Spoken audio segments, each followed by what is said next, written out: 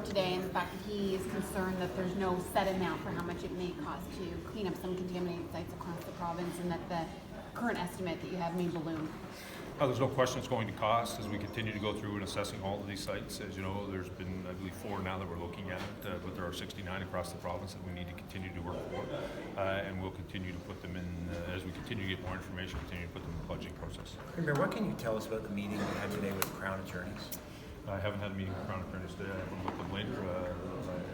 Here on Friday, Barry Borden asked to meet with me. I said I wouldn't meet until the bill went through the House, and I wouldn't be meeting until we go back to the table. They've done both, and all this happened, and I'll meet him, but I'm not meeting the bargaining unit. I'm meeting him. I missed that today. Yeah, today. Have negotiations restarted at this point?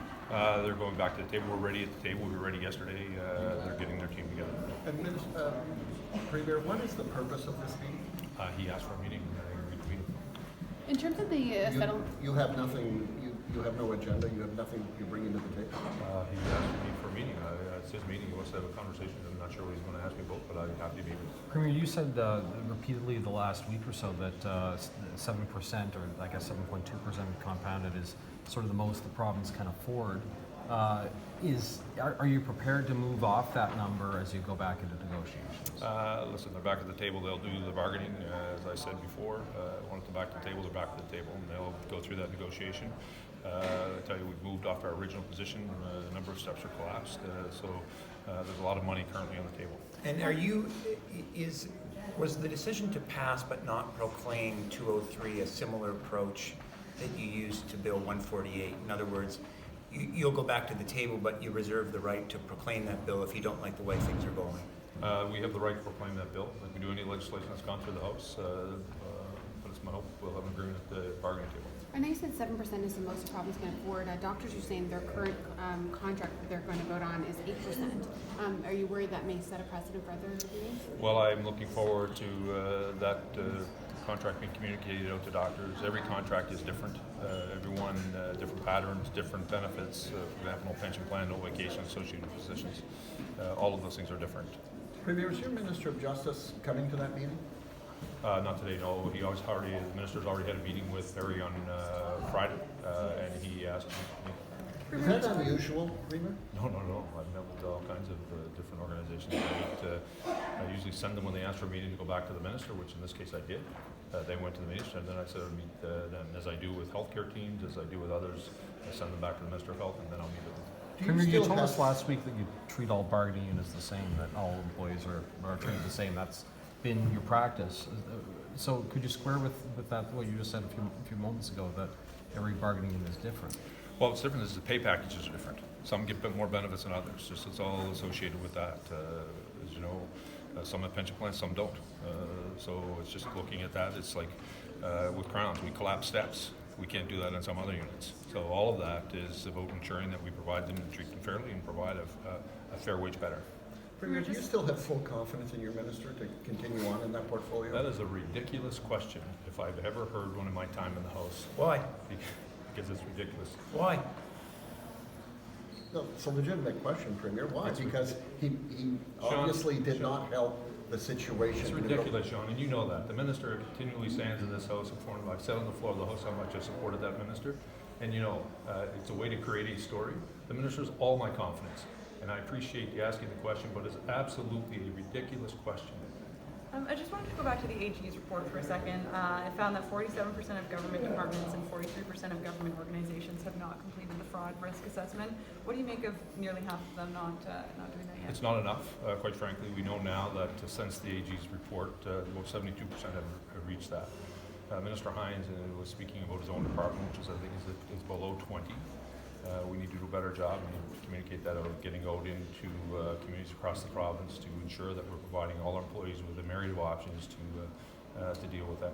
Premier, when the House opened for this session, excuse me, you called for an emergency debate on the environment, on climate change, and you introduced legislation recently which even includes in it terms like crisis and emergency.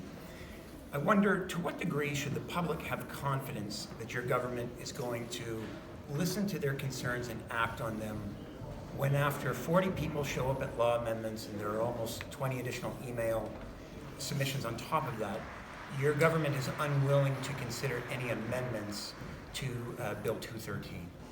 I didn't see the amendments or what was recommended in the House. I can tell you this is one of the leading environmental bills in the country at 53% net zero. We continue to make those investments. We continue to hold the leading position in Canada when it comes to protecting our environment and, quite frankly, growing our economy at the same time. And I'm sure the information, if they're reasonable amendments, the minister will look at them.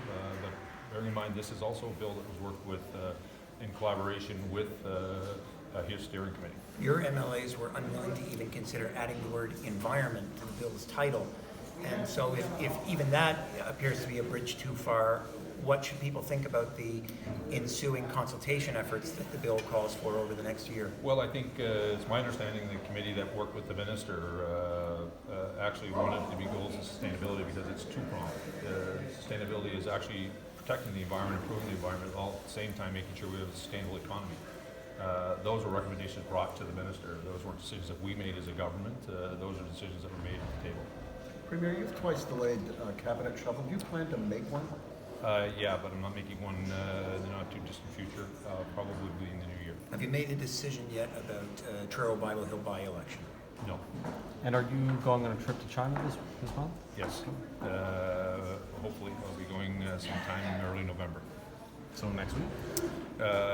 Yeah, I think 7th or 8th, something like that. I don't know the exact date, but yeah. And is it China only on the itinerary, Premier, or will you be going anywhere else? No, while you're I'll be overseas? in China, South Korea, and Japan.